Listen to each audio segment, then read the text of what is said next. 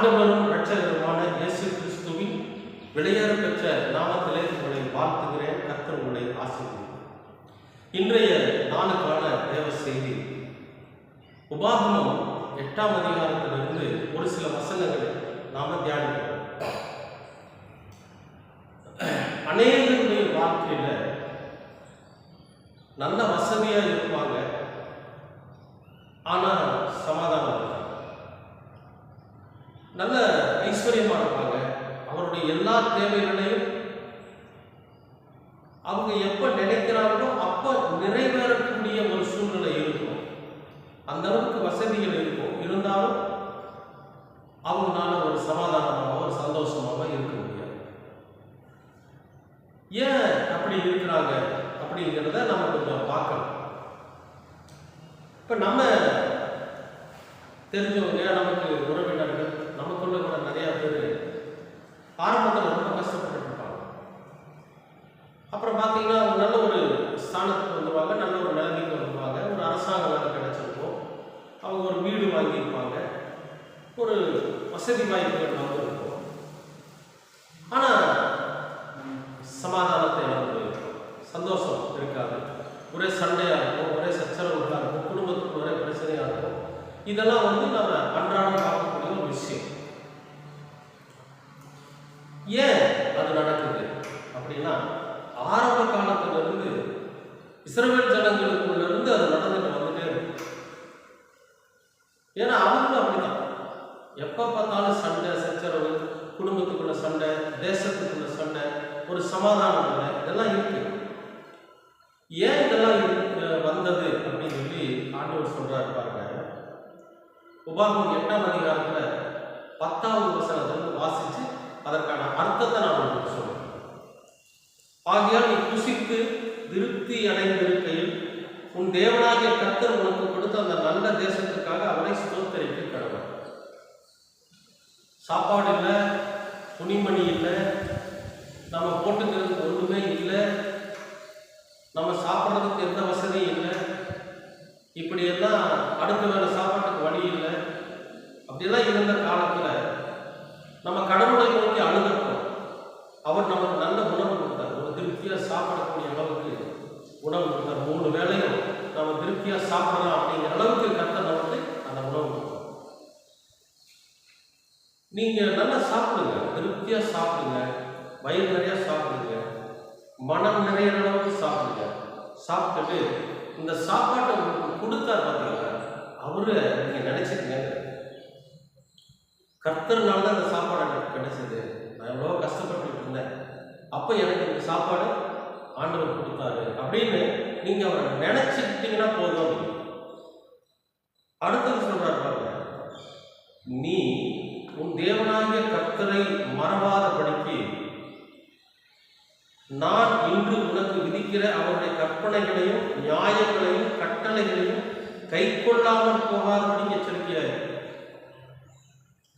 இதையெல்லாம் உனக்கு கொடுத்த உன்னுடைய தேவனை நீ மறந்து போகாதபடிக்கு, ஒருவேளை நீ மறந்து போயிட்டீங்கன்னா அதனால வரக்கூடிய பிரச்சனைகள் என்ன அப்படிங்கிறத உன்னால தாங்க முடியாது. அப்ப அந்த மறந்து போகாதபடிக்கு எதுவெல்லாம் நமக்கு பிரச்சனையாக வருகிறதோ அதுல நீ ரொம்ப எச்சரிக்கையா இருக்கிற. கடவுள் நமக்கு கொடுத்துட்டாரு சில, இப்போ சாப்பாடு இல்லாத நாட்கள்ல வேற யாராவது நமக்கு சாப்பாடு வாங்கி கொடுப்பாங்களா, ஒருவேளை சாப்பாடு நமக்கு கிடைக்குமா அப்படின்னு நாம அவதிப்பட்ட நாட்கள்ல நமக்கு சாப்பாடு கிடைச்சு, இப்ப திருப்தியா சாப்பாடு கிடைச்சதுல அந்த சாப்பாட்டை வேஸ்ட் பண்ணுவாங்க. பார்த்துருக்கீங்களா? ஒரு ஹோட்டல் கடைக்கு போனால் கூட அவங்களுக்கு தேவையான வாங்க மாட்டாங்க, வயிறு நிறைஞ்சிடும், மனசு நிறையும். அப்போ நிறைய போடுங்க வாங்கிட்டு கடைசியில் என்ன பண்ணுவாங்கன்னா அந்த இலையில அப்படியே மூடி சர்வீஸ் போவாங்க. அதே மாதிரி ஒரு திருமண வைபவத்தில் போனாலும் சரி, தேவையான அளவுக்கு மட்டும் வாங்கிட்டு மீதி இருந்துச்சுன்னா மற்றவங்க சாப்பிடுவாங்க அப்படிங்கிற உணர்வு இல்லாமல் என்ன பண்ணுவாங்க, நிறைய பொருட்கள் வாங்கிட்டு சாப்பிட முடியாமல் அந்த இலையை மூடி வச்சு போவாங்க. எவ்வளவு மோசமான ஒரு செயல் தெரியுங்களா? அப்புறம் பார்த்தீங்கன்னா கடைசியில் வரவங்களுக்குலாம் சாப்பாடு இருக்காது, அவங்க சாப்பிடாம போவாங்க. இப்போ அவர்கள் பட்டினியாக இருந்ததுக்கு யார் காரணம்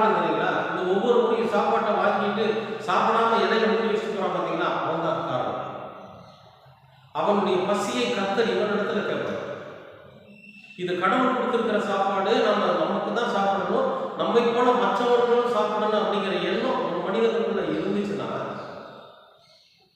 அவன் அளவா வாங்கி சாப்பிட்டு அளவா மற்றவர்களுக்கு வச்சிருப்பான். இதுதான் கடவுளை மறக்கக்கூடிய ஒரு காரியம்.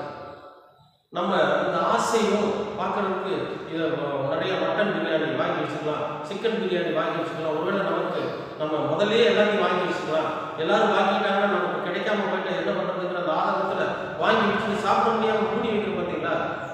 இந்த உணர்வுகளை கொண்டு வருகிற அந்த பொல்லாத பிசாசனுடைய காரியத்துக்கு எச்சரிக்கையாக இருக்கிறது. இதுதான் நம்ம கடவுளை மறக்கிற விஷயம். நம்மள மாதிரியே வேற யாராவது ஒருத்தர் வேண்டுதல் பண்ணியிருப்பாங்க சாப்பாட்டுக்காக, அவர்களுக்கும் அந்த சாப்பாடு கிடைக்கும். அப்ப நம்ம கம்மியா சாப்பிட்டா பரவாயில்ல, மீறி வச்சு அதை வெளியே நாசம் பண்ணக்கூடிய அளவுக்கு பண்ணிட்டோம்னா கடவுள் இடத்துல கணக்கு கொடுக்கணும். அடுத்து சொல்ற பாருங்க, நீ புசித்து திருப்தியாகி நல்ல வீடுகளை கட்டி அவைகளில் குடியிருக்கும். இப்ப குடியிருக்கிறது இடம் இல்லை, நல்லா சாப்பிட்றோம், நம்ம குடியிருக்கிறதுக்கு ஒரு இடம் வேணும். இந்த குடியிருக்கிறதுக்கு இடம் எப்படி நமக்கு கிடைக்கும் அப்படின்னா, நம்ம கஷ்டப்பட்டு நம்ம சம்பாதிச்சு நம்முடைய உடல் உழைப்புல நமக்கு ஒரு குடியிருக்கிறதுக்கு ஒரு சின்னதாக ஒரு வீடு, நாம நம்முடைய மனைவி பிள்ளைகள் சந்தோஷமா அந்த வீட்டில் வாழணும். அந்த வீட்டில் நம்ம குடியிருக்கிறப்ப புசித்து குடித்து திருப்தியா இருக்கணுங்க, சந்தோஷமா இருக்கணும். சச்சரவுகளோ சமாதானங்களோ பிரச்சனைகளோ வந்துடக்கூடாது. அப்ப அமைதியா பொறுமையா நிதானமா அந்த இடத்துல கடவுளை ஆராதித்து கடவுளை துதித்து கடவுளுக்கு நன்றி சொல்லி, நீங்க எனக்கு உணவு கொடுத்ததுக்கு நன்றி, இப்படி ஒரு தங்குறதுக்கு ஒரு இடம் கொடுத்ததற்கு நன்றின்னு சொல்லி ஆண்டவரோட சமூகத்துல நம்ம நன்றி உள்ளவர்களாக இருந்து அதை கண்ணு கருத்துமா அந்த வீட்டை பாதுகாத்து அதுல குடியிருக்கணும் அப்படிங்கிறது. அப்ப அது குடியிருக்கிறப்ப அனுதினமும் நம்ம என்ன பண்றோம், இது ஆண்டவர் எனக்கு கொடுத்த வீடு, இந்த வீட்டில் நான் சமாதானத்தோட இருப்பேன், சந்தோஷத்தோட இருப்பேன் அப்படிங்கிற மன மகிழ்ச்சியோட அந்த வீட்டில் நம்ம குடியிருக்கிறோம். அப்படி இருங்க அப்படிங்கிறது. நமக்கு சொந்த வீடு வந்துருச்சுன்னு உடனே பக்கத்து வீட்டுக்காரனை மதிக்காம, ஏழை குடிசையில் இருக்கிறவனை மதிக்காம, நம்ம உறவினர்களை மதிக்காம, நான் சொந்த வீட்டுக்காரங்கிற அந்த திமிரு தனாமட்டில் நாம இருந்தோம் இல்லை, கடவுள் அடிச்சிடும். உன் ஆடு மாடுகள் திரட்சியாகி, நம்ம வீட்டில் ஆடுகளோ மாடுகளோ வளர்த்துறோம் இல்லை, அது அதிகமான கன்றுகளை ஈன்று நிறைய, இன்னைக்கு பார்த்தீங்கன்னா ஒரு சில வீட்டில் ஒரு ஜோடி கோழி வாங்கி வைப்பாங்க, அது முட்டையிட்டு குஞ்சு பொறிச்சு எங்கே பார்த்தாலும் கோழிக்கலாமே. நீங்க சாதாரணமாக அந்த கோழியை எடுத்து அவங்க விற்றா கூட ஒரு மாதம் வந்து குறைஞ்சது 30,000 40,000 அவங்க சம்பாதிக்கிறாங்க. ஏன்னா அது திரட்சியாகுது, அதிகமாக பெருகுது. கடவுள் சொல்றாரு, நீ அப்படி ஒரு உயிரினத்தை நீ வளர்த்தினா, ஆட்டையோ மாட்டையோ அல்லது வந்து கோழியோ நீ வளர்த்தினா அது திரட்சியாகும், வளரும். உனக்கு வெள்ளியும் பொண்ணும் பெருகும். அந்த பணத்தை வாங்கி உனக்கு தேவையான ஆபரணங்களுக்கு உண்டான வெள்ளியையும் பொண்ணையும் நீ வாங்குவ, இதெல்லாம் உனக்கு வரும். எப்படி வந்துச்சுன்னு முதல்ல யோசி. இதெல்லாம் வர்றதுக்கு என்ன காரணம், எந்த வழியா இது வந்துச்சு, இதுக்கு யார் காரணம் அப்படிங்கிறத நம்ம யோசிக்கணும். நாம அதை மறந்துடணும் இல்லையா? ஒரு நீங்க சாதாரணமா பாருங்க, ஒரு செயின் போடுறாங்க பெண்கள், இல்ல ஒரு இன்னும் 2-3 செயின் ஒரு வீட்டில் இருந்துச்சுன்னு வச்சுக்கல, ஒரு விசேஷத்துக்கு போறப்ப மற்ற எல்லாத்துக்கும் நம்மகிட்ட தான் அதிகமாக செயின் இருக்கிறதா நம்ம காட்டிக்கணும்னு சொல்லி அதிகமாக போட்டுருக்கோம். ஆண்கள் கூட என்ன பண்ணுவாங்கன்னா, கழுத்து ஒரு பெரிய மைண்ட் செயின் போட்டிருப்பாங்க, விரல்ல 2 விரல்ல மோதிரம் போட்டிருப்பாங்க. ஏன் இதுக்கு சொல்றேன்னா, இந்த ஆடம்பரம் நமக்கு தேவையில்லை. பொண்ணும் வெள்ளியும் வேணும், ஏதாவது ஒரு அவசர காரியத்தில் அதை பயன்படுத்திக்கணும். அதை ஆடம்பரமா நம்ம காட்டிட்டு மனமேற்மையோடு இருக்கக்கூடாது.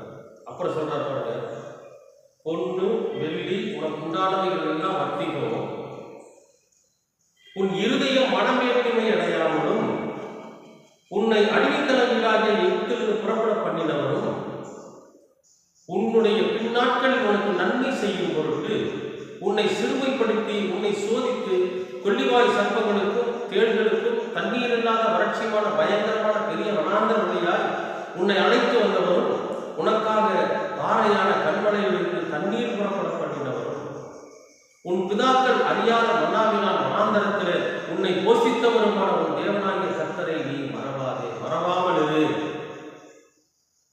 அப்ப நமக்கும் நாம வனாந்தர வழியா போகலையே அப்படின்னா போனோம். நமக்கு வனாந்தரம் எது தெரியுமா? வேலை இல்லாத நாட்கள்ல நம்முடைய வாழ்க்கை வனாந்தர வாழ்க்கை, பணம் இல்லாத நாட்கள்ல நம்முடைய வாழ்க்கை வனாந்தர வாழ்க்கை, உணவு உடை இல்லாத நாட்கள் நம்முடைய வாழ்க்கையில வனாந்தரமான நாட்கள். இந்த நாட்கள் எல்லாம் நமக்கு கண்மனைய பணம் தான் தண்ணி கொடுக்கணும் இல்லை. ஒரு வழியா நடந்து போறோம், தாகம் எடுக்குது, அப்ப நமக்கு தண்ணி வேணும். அப்போ நமக்கு தண்ணி கிடைக்க செய்கிறவர் கர்த்தர். அதை மனசுல வச்சுக்க. நமக்கு பசிக்குது, பசிக்கிற நேரத்தில் நமக்கு உணவு கொடுக்கிறவர் கர்த்தர். இப்படி துணி போட்டுட்டு இருக்கிறவன் இந்த துணியை நமக்கு கொடுத்தவர் கர்த்தர். நம்ம சந்தோஷமா சாயந்தரம் வீட்டில் போய் படுத்து உணர்கிறவன் அந்த வீட்டை கொடுத்தது கர்த்தர். அப்ப இதெல்லாம் எனக்கு கடவுள் கொடுத்தார் அப்படிங்கிற அந்த நம்பிக்கை, அந்த நன்றி உணர்வோட நம்ம இருக்கணும். அப்படி இல்லைன்னா நம்ம இருதயம் மனம் வேற்றுமை ஆச்சுன்னா நம்ம வீணா போயிடுவோம்.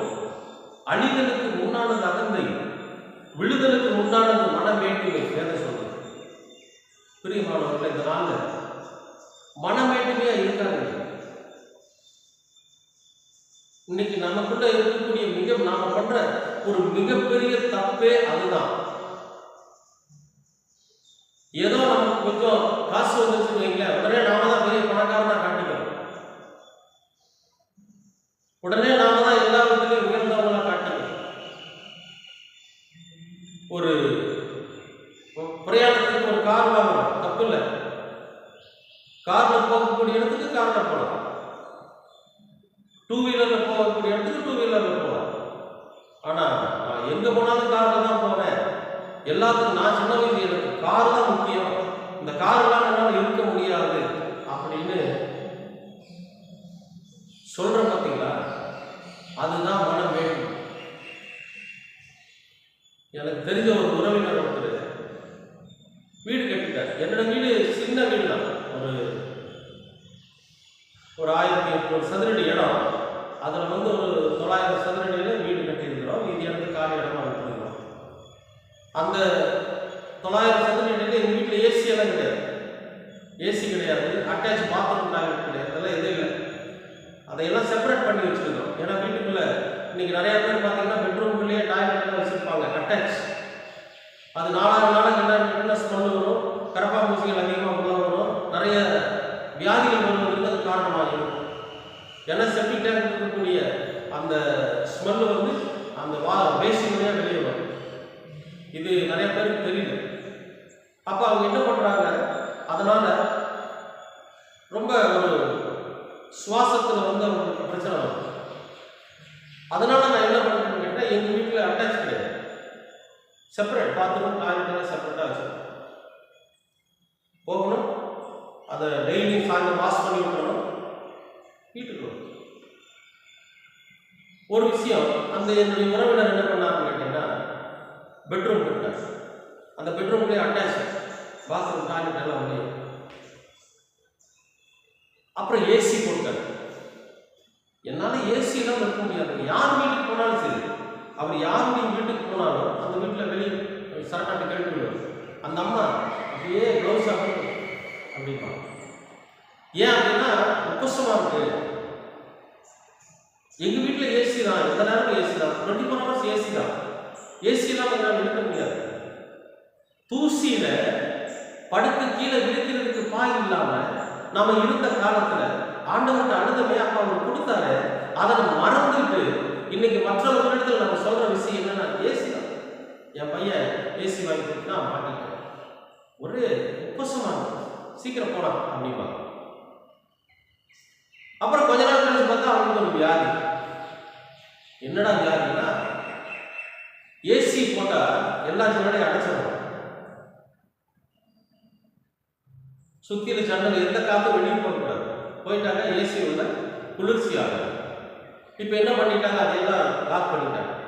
இந்த டாய்லெட்டில் வரக்கூடிய ஸ்மெல்லு அந்த எல்லாம் உள்ள இந்த ஏசிலேயே எல்லாம் வெறுஜாயி இதையே அவங்க சுவாசிச்சு அவங்களுக்கு பயங்கரமானது என்னென்ன கண்டுபிடிக்க முடியும்.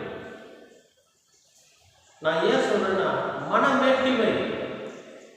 இந்த மேட்டிமையினால என்ன செய்யறதுன்னு தெரியாம தனக்குத்தானே அழிவை வரவழைத்துக் கொண்டிருக்கிறோம். கவனமா இருங்க. ஆண்டவரை மறந்துடாதீங்க. இதெல்லாம் கொடுத்தது ஆண்டவர். இதெல்லாம் எனக்கு கொடுத்தது ஆண்டவர் தான் கொடுத்தாரு. அப்படி அவர் கொடுத்ததுனாலதான் நான் இப்படி இருக்கிறேன்.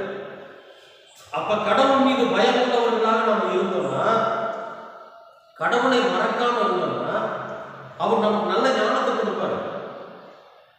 இல்லாட்டி கைவிட்டு. அன்பானவர்களே, இன்னும் நமக்கு தண்ணி, சாப்பாடு, துணி, உறக்கம் எல்லாமே கடவுள் கொடுக்கிறது.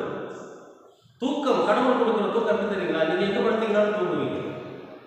ஏசியோட படுத்தா தான் தூங்குவான்னு சொல்றவங்க வந்து முட்டா. பெட்ல படுத்தா தான் தூங்குவேன்னு சொல்றவங்க வந்து சோம்பேறி. எங்க படுத்தாலும் தூங்குறேன்னு சொல்றான் பார்த்தீங்களா? அவன் தான் கடவுளால் ஆசீர்வதிக்கப்பட்ட மனுஷன். அன்பானவர்கள், எதுக்கு நான் சொல்றேன்னா, நம்முடைய கையினால நம்ம பார்த்தீங்க கடைசியில் என்ன சொல்லுவாங்க தெரியுங்களா? கடவுள் கொடுக்கல, இதை நான் சம்பாதிச்சது. என் சாமர்த்தியமும் என் கை பலனும் இந்த ஐஸ்வர்யத்தை எனக்கு சம்பாதித்தது என்று நீ உன் இருதயத்தில் சொல்லிக் கொள்வாயானால், அப்படி சொல்லாமல் எச்சரிக்கையாக இருக்கு. அப்படி சொல்லிடாத, இதெல்லாம் நான் சம்பாதிச்சது, என்னுடைய உழைப்பினால் சம்பாதிச்சது, நான் வேலைக்கு போய் சம்பாதிச்சது அப்படின்னு நீ சொல்லாத. உனக்கு வேலைக்கு கொடுத்தது யார்? உனக்கு உடல்ல பலம் கொடுத்தது யார்? இதை சம்பாதிக்கக்கூடிய ஞானத்தை கொடுத்தது யார்? இதை சேமிக்க சொன்னது யார்? இந்த காலகட்டத்தில் இது உனக்கு தேவை என்பதை உனக்கு அறிவித்தது யார்? இதை எல்லாம் விட இன்று வரை உனக்கு ஜீவனை கொடுத்திருப்பது யார்? அன்பானவர்களே, எல்லாத்தையும் மறந்துட்டோம் வைங்க, நாம அழைத்து. இன்றைக்கும் இஸ்ராயேலின் மக்கள் சமாதானம் இல்லாம, சந்தோஷம் இல்லாம, குடும்பத்தில் ஒற்றுமை இல்லாம அவங்க வாழ்ந்துட்டு இருக்கிறாங்கன்னா அதுக்கு என்ன காரணம் தெரியுமா? கடவுளை மறந்தார்.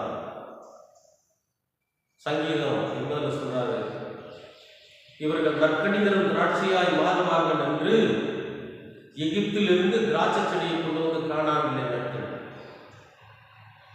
அவர்களோ கசப்பான பணத்தை தந்ததென்ன, கசப்பான அனுபவத்தை தந்ததென்ன, என்னை மறந்து போனார்கள் அப்படின்னு ஆண்டவர் சொல்றார். அன்பானவர்களே, இன்றைக்கும் நம்மிடத்தில் இருக்கிற எல்லா கர்த்தர் கொடுத்ததுன்னு நினைக்கிறேன். அவருக்கு நன்றியுள்ளவர்களாக இருங்க. ஒவ்வொரு நாளும் ஒவ்வொரு நிமிடமும் கர்த்தர் நமக்கு கொடுப்பது, அதுக்கு நன்றியுள்ளவர்களாக நம்ம இருக்கோம். அவரை நம்ம மறந்தோம்னா அவர் நம்மளை கைவிட்டுறோம். நம்ம வீட்டில் சமாதானம், சந்தோஷம் இருக்காது. நம்முடைய வாழ்க்கை கேள்விக்குறியாக. ஆகவே நாம ஒவ்வொரு நாளும் கர்த்தருக்கு நன்றியுள்ளவர்களாக இருப்போம். ஒவ்வொரு நாளும் ஒவ்வொரு காரியமும், ஒவ்வொரு செயலும், ஒவ்வொரு பொருளும் கர்த்தர் எனக்கு கொடுத்தது, நான் வேலையும் சரி எல்லாமே கர்த்தர் கொடுத்ததுங்கிற அந்த கர்த்தரை முன்வைத்து நாம் செய்கிற போது எல்லாவற்றிலும் ஜெயம் பெறுகிறவர்களாக இருக்க முடியும். கர்த்தர் உங்களை ஆசீர்வதிப்பார். அன்பின் பரலோக பிதாவே, அருமையான நல்ல இந்த நாளுக்காக நன்றி. இந்த நாளிலும் கூட ஆண்டவரே, நீர் எங்களுக்கு கொடுத்த இந்த தியான வேலைக்காக உனக்கு நன்றி. இந்த தியான வேலையில் நீர் கொடுத்த கர்த்தருடைய வார்த்தைக்காக நன்றி. நாங்கள் ஒரு நாளும் உண்மை மறந்து போகாதபடிக்கு ஒவ்வொரு காரியத்திலும் ஒவ்வொரு செயலிலும் உண்மை முன்வைத்து நீரே எங்களுக்கு எல்லாவற்றையும் கொடுத்தவர் என்கிற அந்த நினைவோடு கூட நாங்கள் நமக்கு நன்றியுள்ளவர்களாக இருக்க நீர் எங்களுக்கு கிருபை பாராட்டு. ஆண்டவரே, நீர் இல்லாமல் எங்கள் இடத்துல ஒன்றும் இல்லை. எங்கள் கையினாலே, எங்களுடைய உழைப்பினாலே நாங்கள் சம்பாதித்தோம் என்கிற அந்த வேற்றுமையான உணர்வு எங்களுக்குள் வந்து விடாதபடிக்கு எல்லாவற்றையும் நீர் எங்களுக்கு கொடுத்திருக்கிறீர் என்கிற உணர்வோடு கூட நாங்கள் ஒவ்வொரு நாளும் இந்த உலகத்தில் ஜீவிக்க நீர் கிருபை பாராட்டு. உமக்கு நன்றியுள்ளவர்களாக இருக்க நீர் எங்களுக்கு தயவு பாராட்டு. எல்லாவற்றையும் அருமை இரட்சகர் இயேசு கிறிஸ்துவின் படியாக கேட்கிறோம் நல்ல பிதாவே. ஆமென், ஆமென்.